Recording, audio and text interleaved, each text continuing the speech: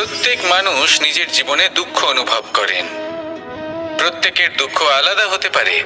কারোর মনে এই দুঃখ থাকে যে সে তার বাবা মায়ের সব ইচ্ছে পূরণ করতে পারেননি।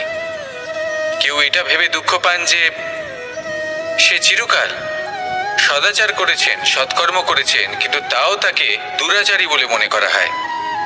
কেউ এটা ভেবেও দুঃখ পান যে তার সামনে যে ব্যক্তি রয়েছেন তার চোখে তিনি শত্রু হয়ে উঠেছেন বা দুষ্ট হয়ে উঠেছেন, যেখানে তিনি হয়তো কোনো অনুচিত কাজই করেননি।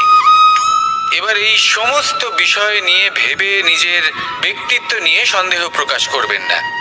যদি নিজের ব্যক্তিত্ব নিয়ে কোনো সন্দেহ থেকে থাকে, তাহলে কর্ম সংক্রান্ত প্রশ্ন করুন যে আপনি যা করেছেন তাতে কি উচিত ছিল, কি অনুচিত ছিল।